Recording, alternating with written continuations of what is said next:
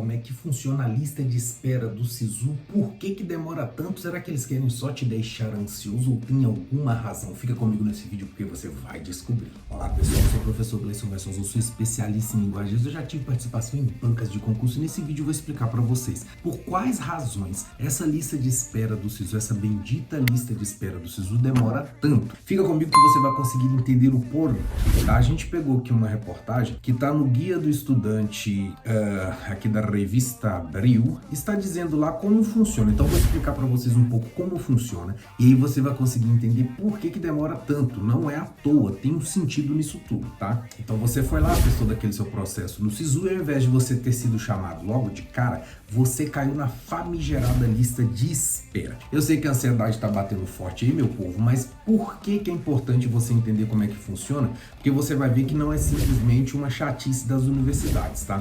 Quando você lá faz as inscrições, e quando você faz as inscrições, vamos supor, se tem lá 50 vagas, se você não entrou dentro dessas 50, você ficou na lista de excedente, na lista de espera. O que isso significa? Que os primeiros caras que estão dentro dessa classificação, as 50 primeiras pessoas, elas vão ser chamadas para fazer todo um processo acadêmico, tá? Registro acadêmico, matrícula, etc. Isso tem uma data específica. Se você estiver falando de faculdades, sobretudo as federais, elas não aceitam de forma nenhuma desculpa para que você não faça esses trâmites legais no dia certo que tem que ser feito, tá?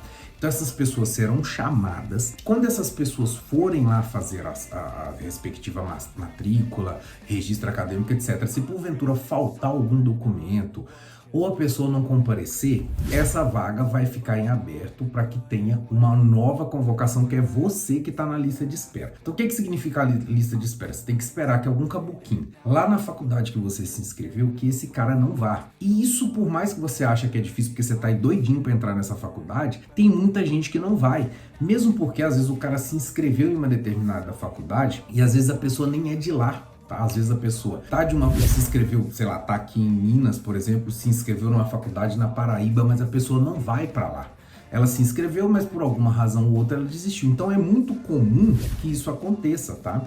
Então, o que diz? Você tem uma instituição que libera uma quantidade de vagas e essa instituição, ela vai esperar essas vagas serem preenchidas na medida que os alunos forem lá fazendo as matrículas. E como quase nunca eles vão fazer especificamente as matrículas, sempre sobram vagas, são exatamente essas vagas que você está concorrendo. Antigamente, quando o sistema era, você se inscrevia para o vestibular de cada faculdade, isso acontecia muito menos. Agora com o SISU, como é uma coisa para o Brasil inteiro, isso acontece demais. Então, às vezes, o cara viu uma vaga numa federal longe da casa dele, ele se matricula, mas no final das contas ele acaba não indo. E por que você sabendo esse processo ajuda? Porque aí você vai saber que é realmente um processo demorado. E aí já vai a primeira dica que você tem que ficar muito esperto, você tem que ficar de olho nos sites das instituições, tá?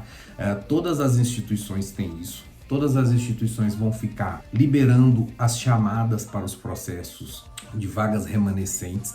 Elas não vão te contactar, ninguém vai te mandar e-mail, ninguém vai te telefonar, ninguém vai fazer nada disso.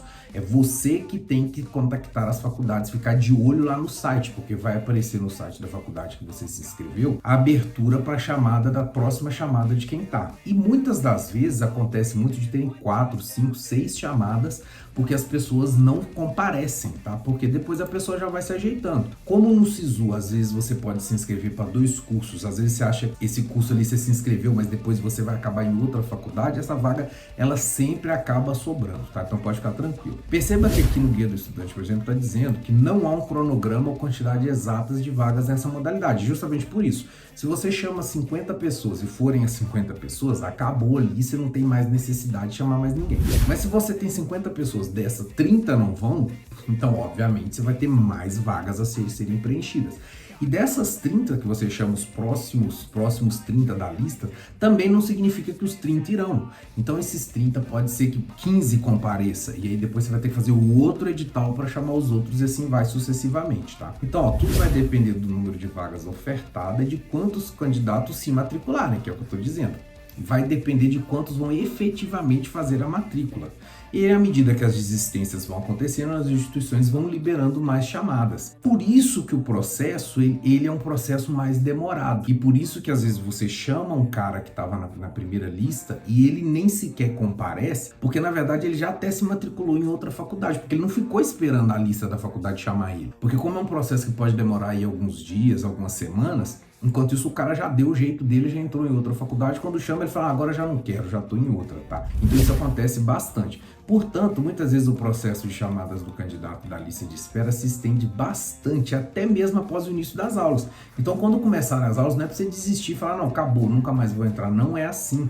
Porque às vezes as aulas começam, ou seja, já fizeram matrículas, já fizeram registro acadêmico, já fizeram as coisas todas, mas ainda tem gente que não se matriculou e as vagas continuam em aberto. E as faculdades costumam liberar de novo o processo seletivo para que as pessoas possam se matricular, mesmo com as aulas já tendo acontecido, tá?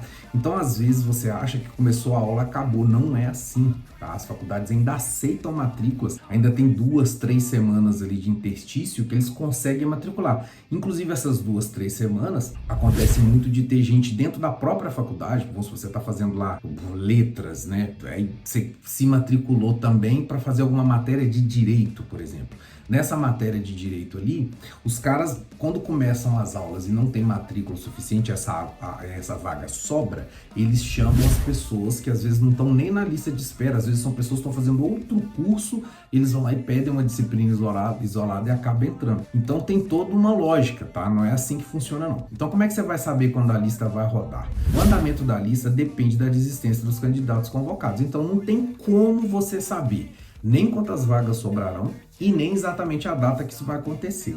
Então, claro que se você analisar os números anteriores, isso seria uma boa estratégia, porque você vai saber, essa faculdade costuma chamar quantas pessoas, né? É uma chamada, é 2 chamadas, chamam 4, 5, 15, 20, quantas pessoas são chamadas? Então, assim, você vai ter mais ou menos uma base se você ainda tem chance. E, claro, né, isso aí também vai depender muito da nota de corte, porque se você ficou lá, seu curso tem 30 vagas, você ficou lá no número 400, nunca vão te chamar, e também não tem como, né? Você tem que estar mais ou menos perto ali para que você tenha alguma possibilidade de ser chamado.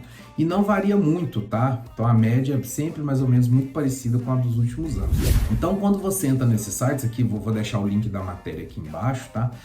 Aqui eles deixam alguns exemplos, deixam aqui tanto na Faculdade do Rio quanto da de Juiz de Fora, que você consegue clicar e ver como é que funcionou lá, como é que foram as chamadas nos anos anteriores. Nós nem vamos abrir essa página porque é um balaio de gato, é uma quantidade louca de editais de chamadas, você vai ter que gastar algum tempinho aí, todo dia consultar o site da faculdade que você se matriculou. Então não adianta entrar no site do MEC, tá? Que é o site, eu vou deixar o link aqui embaixo também, que tem todas as faculdades. Esse site você só vai conseguir ir para o site da própria faculdade. Então você tem que olhar faculdade por faculdade. Não adianta ficar entrando mais na página do SISU, porque a página do SISU agora eles já fizeram a parte deles, eles já passaram para a faculdade. Agora é a faculdade que vai ter que resolver com vocês, tá? Agora o MEC, o SISU, eles já não vão arbitrar mais nada aqui. Agora cabe a você ficar de olho e o prazo é sempre assim, os caras te chamam, você tem 2 dias para levar os documentos, 3 dias para levar os documentos e não tem prorrogação, exatamente por isso que muitas das vezes as pessoas comem moscas, mas no final das contas, se você tiver de olho, se você tiver ligado, existe sim uma grande possibilidade de você conseguir, ok? E se esse vídeo gerou valor para você, não esqueça de considerar se inscrever no canal e deixar aquele like. Vamos por aqui, até a próxima, fui!